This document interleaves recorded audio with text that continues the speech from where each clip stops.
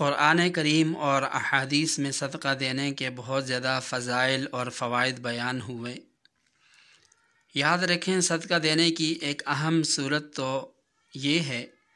کہ جس میں بندہ اللہ تعالیٰ کی رضا کے لیے اپنا مال خرچ کرتا ہے، لیکن اس کے علاوہ بھی کئی اعمال کو احادیث مبارکہ میں صدقہ قرار دیا گیا، یہاں تک کہ ہر نیک عمل کو صدقہ کہا گیا۔ کچھ اعمال کا یہاں تذکرہ کرتا ہوں جن کو احادیث میں صدقہ قرار دیا گیا ہے، تاکہ ہر صاحب ایمان ان پر عمل کر لے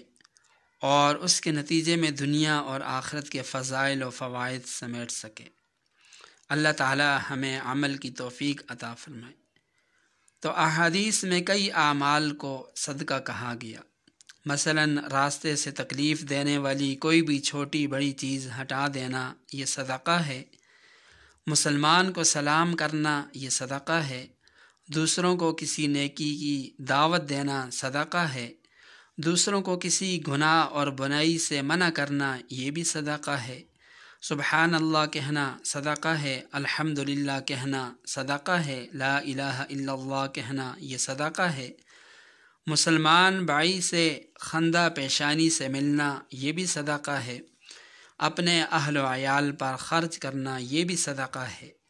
اپنے شر سے دوسروں کو بچانا یہ بھی صدقہ ہے، لوگوں کے درمیان عدل و انصاف کا معاملہ کرنا یہ بھی صدقہ ہے، نماز کے لیے جاتے ہوئے اٹھنے والا ہر قدم صدقہ ہے، اور ہر اچھی بات صدقہ ہے، وغیرہ وغیرہ۔ اللہ تعالی ہم سب کو ان اعمال کے کرنے کی توفیق عطا فرمائے۔ کار خیر سمجھتے ہوئے دوسروں تک ضرور اس پیغام کو پہنچائیں۔